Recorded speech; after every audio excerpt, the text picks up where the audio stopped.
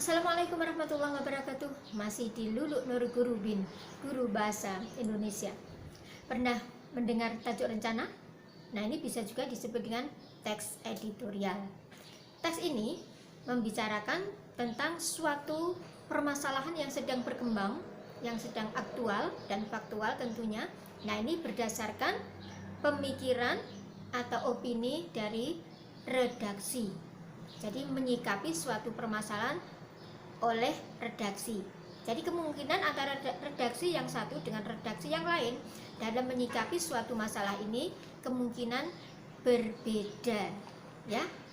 Kemudian apa yang dibicarakan di dalam teks editorial yaitu berupa opini, ya. Opini itu pemikiran tadi dalam menyikapi suatu masalah.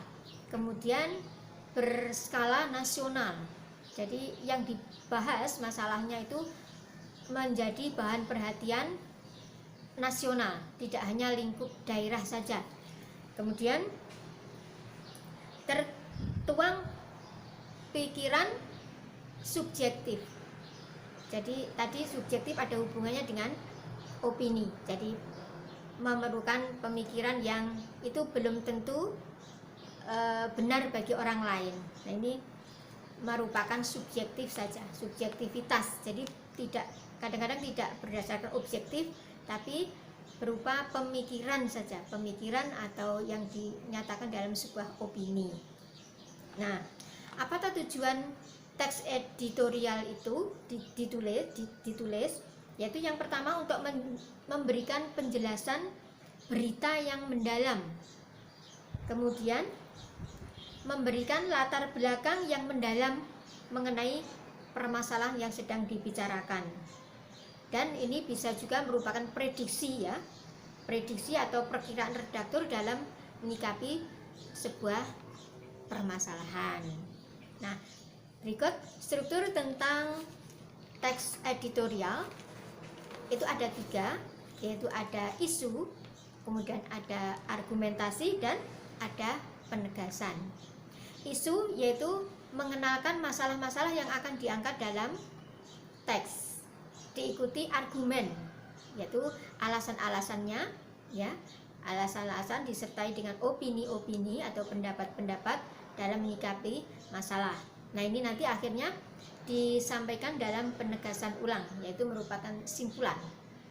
Simpulan bisa merupakan penggabungan antara isu dan argumentasi. Berikutnya unsur kebahasaan di dalam teks editorial, yaitu ada menggunakan konjungsi. Sudah pasti, ya, konjungsi itu selalu ada di dalam berbagai teks. Kemudian ada menggunakan kata keterangan, bisa tempat, waktu, suasana, bisa juga kata kerja, ya. Kemudian apa saja yang diperlukan dalam menyusun teks editorial? Nah, itu tentu saja menentukan topik terlebih dahulu.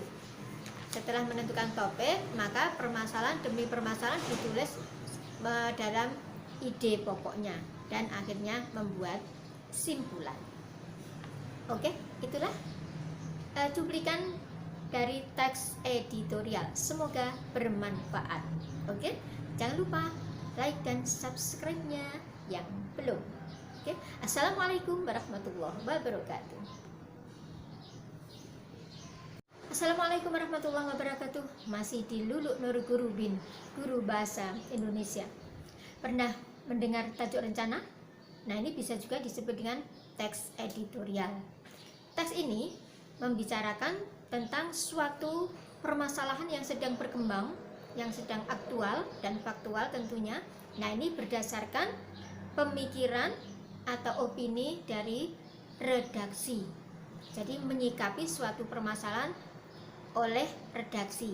Jadi kemungkinan antara redaksi yang satu dengan redaksi yang lain dalam menyikapi suatu masalah ini kemungkinan berbeda, ya. Kemudian apa yang dibicarakan di dalam teks editorial yaitu berupa opini, ya. Opini itu pemikiran tadi dalam menyikapi suatu masalah. Kemudian berskala nasional. Jadi yang dibahas masalahnya itu menjadi bahan perhatian nasional, tidak hanya lingkup daerah saja. Kemudian tertuang pikiran subjektif. Jadi tadi subjektif ada hubungannya dengan opini. Jadi memerlukan pemikiran yang itu belum tentu benar bagi orang lain. Nah, ini merupakan subjektif saja, subjektivitas. Jadi kadang-kadang tidak berdasarkan objektif, tapi berupa pemikiran saja, pemikiran atau yang dinyatakan dalam sebuah opini. Nah, apa tujuan teks editorial itu ditulis? Yaitu yang pertama untuk memberikan penjelasan berita yang mendalam, kemudian memberikan latar belakang yang mendalam mengenai permasalahan yang sedang dibicarakan. Dan ini bisa juga merupakan prediksi ya, prediksi atau perkiraan redaktur dalam menyikapi sebuah permasalahan.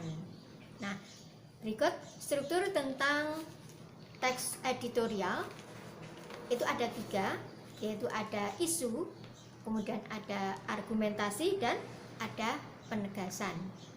Isu yaitu mengenalkan masalah-masalah yang akan diangkat dalam teks, diikuti argumen, yaitu alasan-alasannya ya, alasan-alasan disertai dengan opini-opini atau pendapat-pendapat dalam menyikapi masalah.